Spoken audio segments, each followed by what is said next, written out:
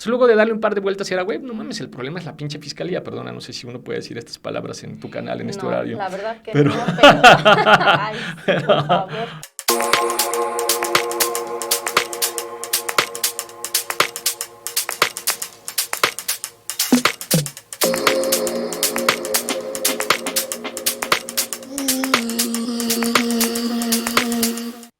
Hola, hola a todos y a todas y a todes.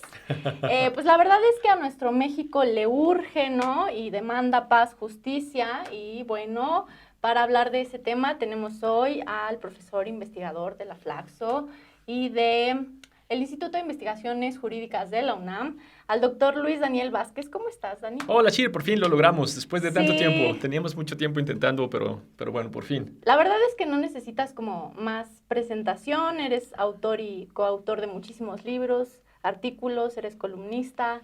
O sea, ¿qué se siente ser el rockstar de No, hombre, de rockstar yo de los nada, derechos mano. humanos? No, vivo al día, no, nada que ver. Bueno, ellos también, porque pues se lo gastan todo.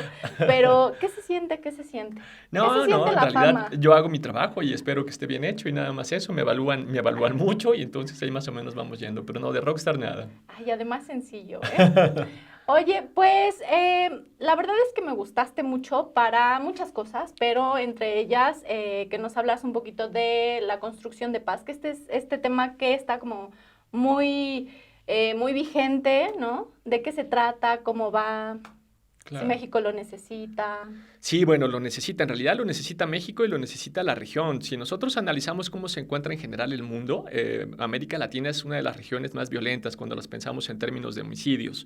Y dentro de América Latina, México se encuentra también con altos niveles de violencia, otra vez pensada como homicidios. Hay muchas mediciones distintas de paz, pero yo creo que para hacerlo muy fácilmente, en el caso de México, pues lo podemos ver en cosas cotidianas. Bueno, los homicidios son una de ellas, desde el 2006, desde diciembre del 2006, que inicia la guerra contra el narcotráfico, pues tenemos más de 300,000 personas asesinadas, entonces eso te está hablando de que tenemos un lío. No solo eso, sino que además la línea de los homicidios se aumenta en crecimiento, es decir, se mantiene en crecimiento, es decir, no es solo que matan a mucha gente en México, sino que matan cada vez más gente en México, ¿no? Viene como en crecimiento sistemático. Pero otro de los grandes problemas que tenemos, pues es, por ejemplo, la desaparición de personas, y tenemos cientos de miles de personas desaparecidas, a veces migrantes, pero no siempre, y también de personas, pues que no sabemos qué pasó, y muchas veces se las lleva al crimen organizado, pero muchas veces también son desaparecidas directamente por cuerpos policíacos. A partir también de los niveles de violencia tenemos desplazamientos internos forzados, gente que se tiene que ir de sus localidades o de sus casas justamente porque se encuentran en peligro constante. Oye, ¿cuál es la diferencia entre un secuestro y una desaparición forzada? Sí, bueno, la diferencia en términos muy técnicos, muy jurídicos, es justamente que en la desaparición forzada hay participación del Estado y en el secuestro no hay participación del Estado. Sin embargo, esto se complica más porque en México lo que tenemos son redes de macrocriminalidad, y es importante tenerlo claro porque es parte de la construcción de paz, es desmantelar esas redes.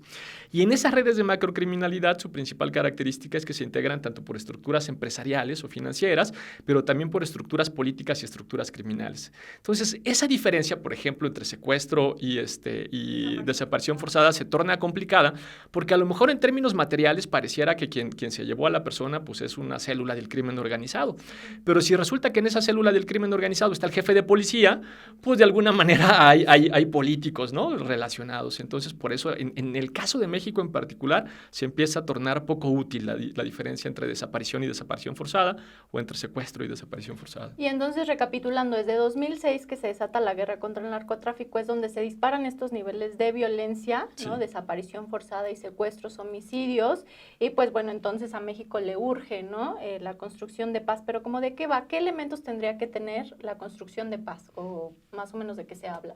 Sí, bueno, son como varios distintos puntos por los cuales podríamos entrar. El primero, y justo por eso era importante hablar de la existencia de redes de macrocriminalidad, porque lamentablemente estas redes pues gobiernan prácticamente buena parte de México. Distintas redes gobiernan partes del territorio. Entonces, lo primero que tendríamos que hacer es lograr desmantelar esas redes de macrocriminalidad. Estamos hablando directamente de los cárteles, ¿no? El cártel de Sinaloa, ¿no? El cártel del Golfo, durante mucho tiempo los Zetas, el que está ahora en mayor expansión es el Cártel Jalisco Nueva Generación, pero también tenemos cárteles un poco más pequeños, pero que pues tienen zonas abiertamente controladas. Entonces, por ejemplo, parte de la estrategia de paz es cómo podemos acordar algo, si es que se puede acordar algo con este tipo de cárteles, para que dejen las armas, para que haya un menor nivel de violencia. Y esto lo podemos hacer desde arriba, pensando en hablar con los líderes y que haya algún acuerdo, o desde abajo, generando incentivos para que, por ejemplo, algunos sicarios dejen de serlo o algunos jefes de plaza también dejen de serlo. Y al mismo tiempo que tienes ese desmantelamiento de redes de macrocriminalidad, pues lo segundo que necesitas es reforzar los órganos estatales que no estaban funcionando en esos lugares, ya sea los presidentes municipales, los policías municipales, directamente las fiscalías, las policías de investigación, porque el gran problema que tenemos también junto con el lío de la violencia, pues es un alto nivel de impunidad, que en el caso de México va casi hasta el 99% de impunidad, ¿no? Entonces, la construcción de paz requiere, entre otras cosas, también la construcción de un Estado de Derecho, porque no se construye paz sin Estado de Derecho. ¿Qué significa Estado de Derecho? Bueno, pues simple y sencillamente que, entre otras cosas, los entes gubernamentales no desaparezcan gente, no ejecuten extrajudicialmente gente, no torturen, ¿no? Es decir, que haya justamente un poquito de Estado de Derecho, órganos que investiguen y que sancionen ese tipo de acciones. En general, que no violen derechos humanos, claro, ¿no? Oye, ¿y cuál es tu pronóstico para México? ¿Se va a lograr, no se va a lograr? ¿Se está construyendo? ¿Vamos muy lento? Vamos muy lento. Nosotros pensamos, cuando digo nosotros, bueno, obviamente yo soy un intelectual orgánico del movimiento de derechos humanos y como parte del intelectual orgánico siempre en lo que estamos pensando junto con varias organizaciones, periodistas, activistas de derechos humanos es pues cómo solucionamos las cosas, cómo podemos evitar sobre todo que haya menos violaciones en materia de derechos humanos. Y entonces alguna vez en una borrachera, que es donde siempre arrancan las cosas, ¿no? Veíamos que pues parte del problema era, independientemente de que tuvieran un feminicidio, personas torturadas, ¿no? Alguna desaparición, todo estaba atorado siempre en alguna fiscalía. Entonces, luego de darle un par de vueltas, era, güey, no mames, el problema es la pinche fiscalía. Perdona, no sé si uno puede decir estas palabras en tu canal, en este horario. La verdad que no, pero... Ay, por favor. Ajá. Entonces, claro, nos dimos cuenta, el gran problema es la fiscalía. Lo que tenemos que hacer es pensar qué es lo que vamos a hacer con la fiscalía. Y entonces nació el colectivo Fiscalía que Sirva. Y dentro del colectivo Fiscalía que Sirva empezamos a hablar de los problemas que también tenemos con, por ejemplo, la militarización de la seguridad. Y entonces ahí la gente de Fiscalía que Sirva dijo, miren, está bien interesante su rollo de la militarización, pero pues ¿por qué no se hace en su propio colectivo? Y entonces nace el colectivo Seguridad Sin Guerra. Y a partir de esos dos colectivos también hicimos una propuesta de justicia transicional, o empezamos a generar una propuesta de justicia transicional. Para quien no lo sepa, justicia transicional lo que significa son órganos especializados cuando tenemos estas violaciones generalizadas de derechos humanos. Cuando ya tienes 300,000 personas asesinadas, cientos de miles de desaparecidos. O sea, a lo mejor una fiscalía para el feminicidio, una fiscalía así o como una Comisión Nacional de la Verdad, okay, ¿no? Okay. Y entonces ahí el objetivo es identificar los patrones estructurales, justamente los patrones estructurales de las violaciones, porque más que resolver caso por caso, lo que andamos buscando es desmantelar el fenómeno criminal, que no vuelva a suceder, ¿no? Eso sería lo importante. Entonces, justamente teníamos una Comisión Nacional de la Verdad, un mecanismo internacional contra la impunidad. Pensamos en algún momento que teníamos una buena coyuntura en el 2018, te imaginarás por qué, yo ya no quiero hablar de eso, por favor, bórrenme ese amargo, ¿no? Recuerdo. Máteme ese recuerdo de ese amargo amor. Pensamos que había una buena coyuntura en mediados del 2018 para echar a andar un proceso de justicia transicional y lamentablemente no fue así. Sí, lamentablemente no fue así. Entonces, por eso, frente a la pregunta, mira, me tardé mucho para llegar, pero frente a la pregunta, ¿cómo va México? Pues no va, ¿no? El lío es que todavía no va. Pero por lo menos ya tenemos muchas ideas, muchas propuestas, mucha organización. Ya lo que necesitamos es esa clásica voluntad política. Oye, para echar a andar. No lo sé, o sea, yo espero que sí, porque en algún momento tenemos que salir de esta, ¿no? Lo que ahora sí que siempre dicen que lo que muere al último es la esperanza. Entonces, tarde o temprano vamos a ganar una Copa Mundial de Fútbol y también vamos a salir de este problema, ¿no? No sé si con las mismas probabilidades, pero tarde o temprano yo creo que lo vamos a lograr. Entonces, mira, por lo menos, por ejemplo, tenemos una nueva ley orgánica de la Fiscalía que tiene, ¿no?, mecanismos nuevos y novedosos. ¿Cuál es el problema? Que tenemos una ley orgánica del siglo XXI y nombraron a un fiscal del siglo XIX. Entonces, ahí tenemos tenemos conflictos y tenemos tensiones, ¿no? Proponemos una Comisión Nacional de la Verdad y deciden, por ejemplo, que no la van a empujar. Y entonces, en lugar de hacer una investigación formal con las herramientas necesarias, de repente pareciera que nos quedamos en el videoescándalo y el show. Entonces, es como el cha-cha-cha. Y al final, la defensa de los derechos humanos es como el cha-cha-cha, ¿no? 2 pasos adelante y 1 para atrás. 2 adelante y 1 para atrás. Pero lo importante es que siempre sean 2 adelante, porque si no... es al revés. Sí, claro, si no que a veces retrocedes. yo ya no sé, porque si estamos hablando del 99% impunidad. Pero bueno, oye, una pregunta así un poco fuertecilla. A ver. ¿La justicia le va a llegar a todos y a todas? Son 2 cosas diferentes. Una cosa sería como la verdad y la otra la justicia. No parte, como te podrás imaginar, cuando tenemos este número o esta generalización de violaciones graves a derechos humanos, como los 300,000 personas asesinadas o los cientos de miles de desaparecidos, es difícil resolver caso por caso. No hay forma de resolver caso por caso, no hay institución que lo permita. Y por eso lo que nosotros necesitamos son esos mecanismos extraordinarios, como los que yo mencionaba hace un rato de justicia transicional. Entonces, lo que sí te permiten esos casos es pensar en términos macro. A lo mejor no cómo fue que asesinaron a Juanito Pérez, pero sí fue como en cierto tiempo, en un determinado territorio, los Zetas o el Cártel Jalisco Nueva Generación o el Cártel de Sinaloa o los que fueran, el Cártel del Golfo o los que fueran, tenían un modus de cómo mataban gente y entonces te aproximan a la familia, ¿no? A la familia de la víctima a saber qué fue lo que sucedió. Eso se llama perspectiva macro. Y la otra cosa que necesitamos también es una perspectiva de derechos humanos y obviamente una perspectiva penal. Entonces, lo que sí podríamos tener por lo menos son algunas certezas en cuanto a la verdad de qué fue lo que sucedió. Y en esas certezas en cuanto a la verdad de qué fue lo que sucedió, pues también una justicia agregada, ¿no? La Comisión Nacional de alguna manera de la Verdad lo que te permite es tener una justicia agregada de todas esas cientos de miles de familias que también están todavía buscando a sus desaparecidos o tratando de entender pues qué fue lo que sucedió. Entonces, sí lo podríamos construir, sí, sin duda.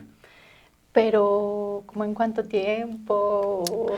Si empezáramos ya, es difícil decirte en cuánto tiempo concreto, bueno, porque no, por lo del cha-cha-cha. Sí, entonces es como complicado. Pero obviamente es un proceso largo. Las comisiones de la verdad en otros países que se han llevado a cabo, como Argentina, como Perú, ¿no? Bueno, Sudáfrica incluso, pues es algo, un proceso que se puede llevar 5, 6, 7 años, ¿no? Entonces, en realidad no hay un tiempo establecido. Y con eso lo que tienes en principio es verdad. Luego lo segundo, que también es muy complicado, sobre todo porque pues se trata de presidentes, expresidentes, subsecretarios, ¿no? Secretarios, coroneles, generales. Lo segundo difícil es después lograr llevar a proceso penal a todas esas personas que pues tienen muchísimo poder político. Entonces es algo que toma tiempo, pero se puede llevar a cabo. Tal vez un buen ejemplo es lo que sucedió en Guatemala con la Comisión Internacional contra la Impunidad. Se llevó sus 10 o 15 años. Primero tomó casi 8 o 10 años que la crearan y después de creada 10 o 15 años en su proceso de trabajo, pero empezó a tener algunos logros relevantes a los 5 o 6 años. Entonces, lo importante es comenzar. Oye, ¿y estas personas que pues buscan justicia, no que son víctimas directas de algún familiar desaparecido u asesinado, pues ¿qué les recomiendas? O sea, ¿qué onda? ¿Se vuelven activistas? ¿Que se vayan del país? ¿Que sigan buscando? ¿Que sigan desgastándose, exigiendo justicia en un sistema que los revictimiza todo el tiempo? Sí. Mira, ahí se me ocurren 2 cosas. Cuando yo comencé hace ya 20 años a trabajar en torno a los derechos humanos y después directamente en la defensa de derechos humanos, digo, desde mi posición, que es la posición académica, ¿no? Yo nunca he trabajado en una organización no gubernamental, pero uno siempre arranca pues con esos bríos de cuando es joven, ¿no? Y piensas que esto lo vas a resolver rápido, pues si se ve bien fácil y piensas que es una carrera de 100 metros. Ya después de que te llevas, que arrancas con el paso y con la bailada y te das cuenta que evidentemente no era tan fácil como pensabas, lo siguiente es que pues no era una carrera de 100 metros, es como un maratón, ¿no? En este momento yo tengo la sensación de que es como un Ironman, ¿no? Pero cuando piensas justamente que es como un Ironman y te empiezas a sentir cansado, frustrado, defraudado, me largo del país, ¿no? Lo primero, afortunadamente, es que me encabrono. Y en el encabronamiento es, ¿y yo por qué me voy a ir? No, que se vayan ellos. Y ellos fueron los que violaron derechos humanos. Eso es lo primero. Pero lo segundo relevante es que me acuerdo de la historia de muchísimos defensores de derechos humanos, como el padre Concha, como Mariclera Costa, ¿no? Como la hermana Consuelo, como muchísimos defensores, Clara Yusinman, que llevan 50, 60, 70 años en su proceso de lucha. Y ahí es donde uno piensa, no tengo ningún derecho a sentirme cansado, ¿no? O sea, ellos tienen toda una vida de lucha. Yo no tengo ningún derecho a sentirme cansado cuando apenas van 20 años. Eso por un lado. Y por el otro lado, afortunadamente, la otra cosa que a mí me sorprende y rescato muchísimo, sobre todo de los familiares de personas, de víctimas de desaparición, es que en medio de tanto dolor, ¿no? Porque pues ellos están sufriendo muchísimo por la persona que están buscando, por su familiar querido que fue desaparecido, tienen la fortaleza de levantarse y dejar incluso de ser víctimas y convertirse en la resistencia. Y entonces lo que queda es aprender de ellos y seguir resistiendo. Sí, pues porque muchos ya dicen, pues ya perdí a mi hijo, ya perdí a mi hermano. Hay familias que perdieron muchos miembros de una familia, Claro. ¿no? Entonces dicen, pues ya no tengo como mucho que perder, ¿no? Ya, o sea, ahora sí que sí voy por todo. Entonces, pues sí, toda la admiración y respeto para estas personas. Absolutamente. Oye, pues yo te voy a dar 15 conceptos. Esto ya es tradición del programa. 15 conceptos y tú me contestas con lo primero que se te venga a la mente, procurando que sea una palabra. Solo una palabra, ok. ¿Va? Venga, una palabra, ok. A ver. Guardia Nacional.